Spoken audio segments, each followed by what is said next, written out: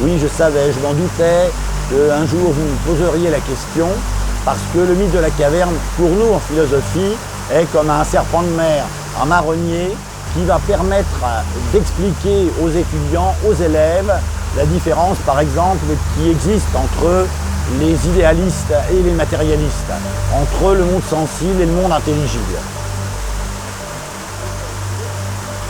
Oui, alors je peux synthétiser, j'ai fait ça toute ma vie, donc je vais tenter, même si là je suis un petit peu effrayé parce que j'ai peur de tomber dans le vide, et puisque nous sommes effectivement dans une caverne.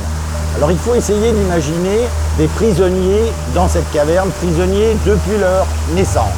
Ils ne voient donc rien de ce qu'il y a à l'extérieur de la caverne. Ils ne voient finalement que ce qui est sur le mur, que sur la paroi qui se trouve juste en face d'eux.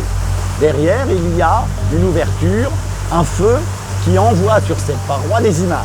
Et les prisonniers dans la caverne, n'ayant vécu que ces images, vont confondre les images qu'ils perçoivent avec la vérité. Les images, c'est le monde sensible, et à l'extérieur, cet extérieur qu'ils ne voient pas, il y a effectivement le monde intelligible. Platon dit, essayons d'imaginer qu'un des prisonniers sorte, et alors là, il est absolument ébloui par la lumière, absolument ébloui par ce qu'il voit, qui ne concorde pas avec ce qu'il y a dans cette caverne. Donc il se pose la question suivante. Est-ce que je dois rester à l'extérieur de la caverne ou est-ce que je dois retourner dans la caverne? En sachant que s'il retourne dans la caverne, il risque d'être mis à mort par les prisonniers qui n'accepteront pas qu'il y ait un autre monde que le monde dans lequel ils vivent.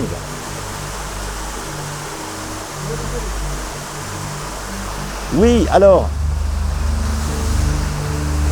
on parle aussi d'une allégorie comme on parle d'un mythe de la caverne. Une allégorie, c'est un conte. Une allégorie, c'est une histoire que l'on raconte pour expliquer de façon très concrète, ce que j'aime faire, des choses qui sont un petit peu plus difficiles à comprendre, disons des choses abstraites. Alors moi j'en conclus à peu près la même chose que vous, c'est-à-dire que pour les idéalistes, le mythe de la caverne va permettre de nier la réalité et de dire qu'il y a quelque chose de supérieur à cette réalité, le monde intelligible, et pour les matérialistes, le mythe de la caverne va être une raillerie. Ils vont dire, voyez, on a voulu nous faire croire qu'il existait un autre monde extérieur à la caverne, alors qu'en fait, pour les matérialistes, il n'existe que ce monde-là, le monde de la caverne.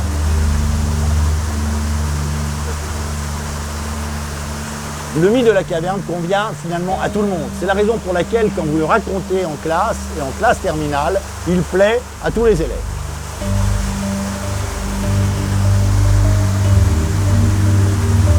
Là, il y a vraiment le vide, hein. Il y a vraiment le vide.